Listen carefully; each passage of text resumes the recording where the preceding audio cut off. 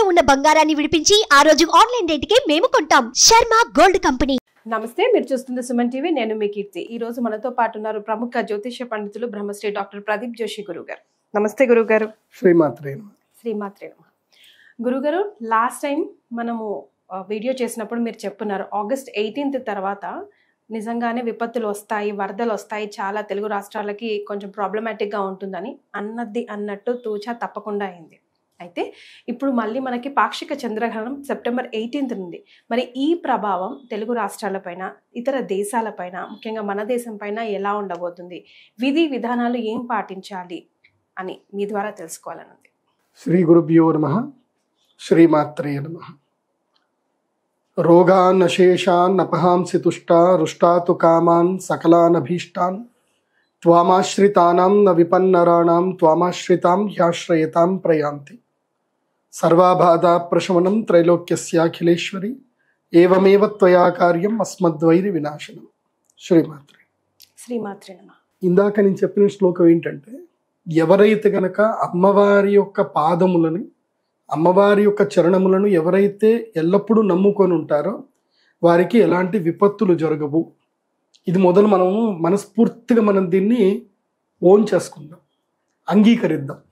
ఎందుకోసమంటే ఇప్పుడు వచ్చిన వరదలు చూసినా, ఇప్పుడు గుజరాత్లో వరదలు వచ్చాయి, వాయనాడ్ అయితే ఊర్లు కొట్టుకుపోయాయి, ల్యాండ్ స్లైడ్ వచ్చింది. కేదార్నాథ్లో అక్కడ కూడా ఊర్లు కొట్టుకుపోయాయి, చాలా సమస్యలు వచ్చాయి. ముంబైలో కూడా వర్షంతో చాలా బీభత్సం ఏర్పడింది. ఇప్పుడు రీసెంట్గా జైపూర్లో, రాజస్థాన్లో వరద బీభత్సం ఏర్పడింది. అంటే ఇక్కడ అక్కడ అని కాదు, ప్రతి చోట వరద బీభత్సాలు జరుగుతున్నాయి. ఎందుకు జరుగుతున్నాయి అని అంటే, మానవ తప్పిదాలు చాలా అనంతం. ఫర్ ఎగ్జాంపుల్ ఏం లేదు, పక్కవాడికి ఏదైనా కష్టం వస్తే నువ్వు చూడట్లా. ఎవడి కష్టం వచ్చినా వాడికే కదా, నాకు లేదు కదా అని మనం అనుకుంటున్నాం. ఇప్పుడు ఈ యొక్క ప్రపంచం అనేది కూడా ప్రకృతి దృష్టిలో భూమిలో ఉండే ప్రజలందరూ చూస్తుంది ప్రకృతి. సో ఇప్పుడు ఇది నా శరీరం, ఇక్కడ నాకు పాము కుట్టింది కదా, ఇది నా చిట్కన వేలే కదా, చిట్కన వేలకి కుట్టింది, నాకు కుట్టలేదు అని అనుకుంటే విషం మెల్లిగా పాకి శరీరానికి మొత్తం వస్తుంది. సో ఆ చిట్కన వేలికి మనం ట్రీట్మెంట్ చేయాలి. అట్లాగే ప్రకృతిలో ఎక్కడ ఏ అనర్థం జరిగినా ప్రకృతికి మనం ఏదైతే విఘాతం ఏదైతే కల్పిస్తామో దాని యొక్క ప్రభావం అందరి మీద పడుతుంది. అది మనకి ఈ యొక్క గ్రహాలు మనకి సూచిస్తాయి.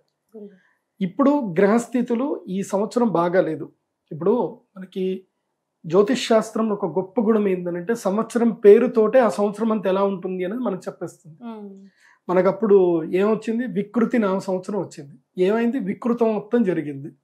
తర్వాత శార్వరి అంటే అందరి జీవితాలన్నీ కూడా చీకట్లోకి వెళ్ళిపోయాయి. తర్వాత ప్లవనామ సంవత్సరం, జీవితాలు మారాయి. శోభకృతనామ సంవత్సరం, పోయిన సంవత్సరం జీవితాలు బాగుపడ్డాయి, అందరి జీవితాలు బాగుపడ్డాయి, అందరూ ఆనందంగా ఉన్నారు. ఇప్పుడు ఏంటి అంటే క్రోధి నామ సంవత్సరం. అంటే ప్రకృతి ఏం చేస్తుంది, కోపం చూపిస్తుంది. సో ప్రకృతి యొక్క ప్రకోపాన్ని మనము భరించవలసిందే. ఇది జరుగుతుంది. ఇది క్రోధినామ సంవత్సరం. క్రోధినామ సంవత్సరంలో విశేషంగా 2 సూర్యగ్రహణాలు, 2 చంద్రగ్రహణాలు. మెయిన్గా నేను ఆల్రెడీ ఉగాది ఎప్పుడే మీరు నేను కలిసి డిస్కస్ చేసాం. అప్పుడు పంచగ్రహ కూటమిలో సూర్యగ్రహణం ఏర్పడింది. దాని యొక్క ప్రభావము ఈ సంవత్సరం పాటు ఉంటుంది. మళ్ళీ షష్టగ్రహ కూటమిలో వచ్చేటువంటి సూర్యగ్రహణం వరకు ఆ ప్రభావం ఉంటుంది. మళ్ళీ ఏప్రిల్లో సూర్యగ్రహణం రాబోతుంది. ఎప్పుడు షష్టగ్రహ కూటమితో కూడుకున్న సూర్యగ్రహణము ఏప్రిల్ 2025లో వస్తుంది. అప్పటి వరకు క్రోధినామ సంవత్సరం యొక్క క్రోధము ప్రభావం ఉంటుంది. ప్రకృతి యొక్క క్రోధ ప్రభావము ఈ యొక్క భూమండలం పైన ఉంటుంది. ఇప్పుడు విశేషంగా చెప్పాలి అని అంటే, ఈ యొక్క 18వ తారీఖు సెప్టెంబర్ 2024వ తారీఖు రోజున, అలాగే 2 అక్టోబర్ 2024 చంద్రగ్రహణము సెప్టెంబరు 18కి ఉంది, అక్టోబర్ 2 సూర్యగ్రహణము. ఇప్పుడు నేను చంద్రగ్రహణం గురించి చెప్తాను, జాగ్రత్త వినండి. 18 సెప్టెంబర్ అంటే మన ఇండియన్ టైం ప్రకారము, IST మన ఇండియన్ స్టాండర్డ్ టైం ప్రకారము 18 సెప్టెంబర్ 2024 ఉదయం 7:42 నుంచి మధ్యాహ్నం 12:30 అంటే ఆల్మోస్ట్ 1 o'clock వరకు, 7:30 to 1 o'clock వరకు, ఆల్మోస్ట్ 5 to 6 అవర్స్ మొత్తం కూడా ఈ గ్రహణం అనేది ప్రభావం అనేది ఉంటుంది. ఈ గ్రహణం టైమ్స్ లో వస్తుంది మార్నింగ్ టైంలో, అంటే మనకి కనబడదు. ఓకే, ఈ చంద్రగ్రహణము మన దగ్గర చంద్రుడు అస్తమిస్తాడు పశ్చిమం లోపల, ఈ ఇతర దేశాల్లో ఉదయిస్తాడు. ఆ ఏ దేశాల్లో ఆ చంద్రగ్రహణం కనిపిస్తుందో ఆ దేశాల పేర్లు కూడా చెప్తాను, అవి అందరు కూడా నోట్ చేసుకోండి. అయితే ఈ చంద్రగ్రహణము మన దేశంలో అయితే లేదు, మనకి కనబడట్లేదు కాబట్టి మనకి సూతకం ఉండదు. అదేవిధంగా దేవాలయాలు మూసేయడాలు, ఆహార నియమాలు, ఇళ్ళు కడుక్కోవడాలు ఇవేవి కూడా మనకైతే లేవు. గ్రహణ నియమాలు వర్తించు. అయితే ఈ గ్రహణ నియమాలు వర్తించవు, కానీ గ్రహణం వల్ల గ్రహ ప్రభావం అయితే, రాశుల మీద ప్రభావం అయితే తప్పకుండా ఉంటుంది. ఈ గ్రహణము ఎప్పుడైతే జరుగుతుందో, ఈ గ్రహణము జరిగిన తర్వాత ఈ గ్రహణానికి సంబంధించిన ముహూర్తాన్ని బట్టి ఆ ఏదైతే సందర్భంలో గ్రహణం ఏర్పడిందో ఆ కుండలిని బేస్ చేసుకొని, ఆ కుండలి ప్రకారం కొన్ని రాశుల వారికి కీడు ఉంటుంది, కొన్ని రాశుల వారికి మేలు ఉంటుంది. ఆ తర్వాత కొన్ని విపత్తులు జరుగుతాయి, కొన్ని లాభాలు కూడా జరుగుతాయి. నష్టము జరిగింది అని అంటే ఒక దగ్గర లాభం కూడా జరుగుతుంది. లాభము నష్టం రెండూ ఉంటాయి. సో ఇప్పుడు ఉదాహరణకి వరదలు వచ్చేసాయి, కొట్టుకుపోయాయి, ప్రజలకు నష్టం జరిగింది. కానీ బోట్లు అమ్మేవాడికి లాభం, వాటర్ బాటిల్ అమ్మేవాడికి లాభం, ప్లాస్టిక్ పేపర్లు అమ్మేవాడికి లాభం, పొట్లాలు అమ్మేవాడికి లాభం, భోజనాలు అమ్ముకునేవాడికి లాభం.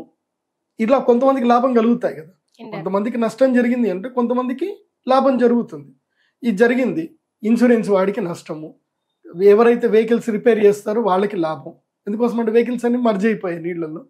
సో ప్రకృతి ఎట్లా ఉంటుందంటే ఒకళ్ళకి నష్టం జరుగుతుంది, ఒకళ్ళకి లాభం జరుగుతుంది. అట్లాగే సూర్యగ్రహణం కానీ చంద్రగ్రహణం ఏర్పడినప్పుడు 4 రాశులకి నష్టము, 4 రాశులకి లాభం కలుగుతుంది. సో ఆ లాభ నష్టాలు ఏవో కూడా చెప్తాను, జాగ్రత్తగా వినండి.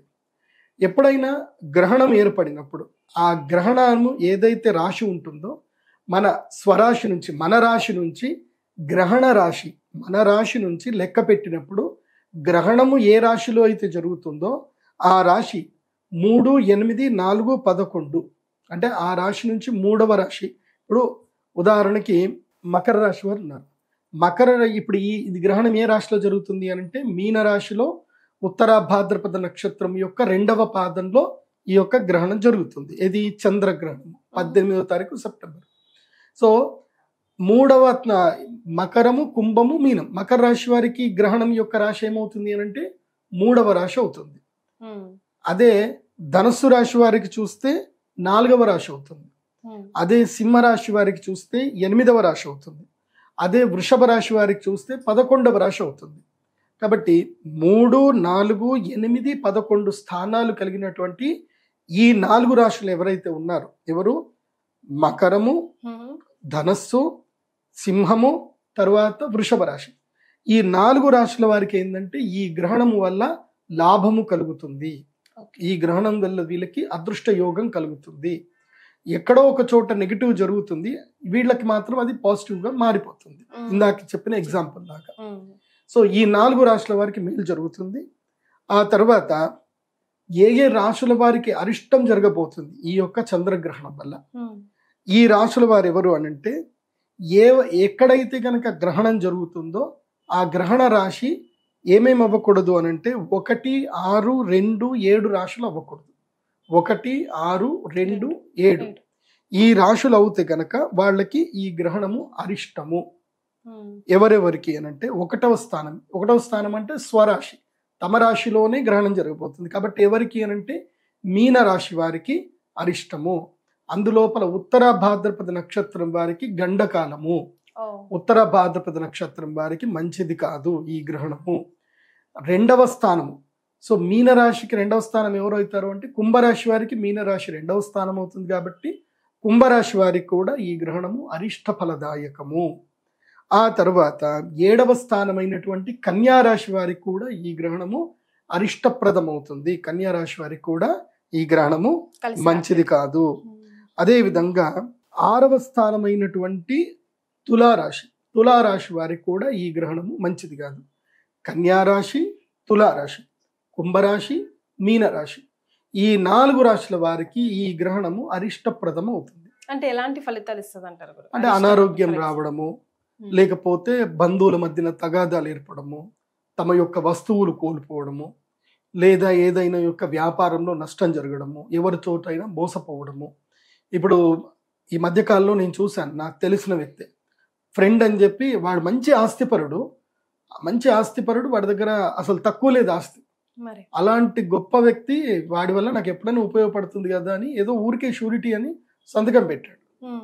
వాడి జీవితానికి 20 లక్షలు పెద్ద మ్యాటర్ కాదు. ఇంకోసం అంటే వాడి దగ్గర విపరీతమైన ఆస్తి ఉంది.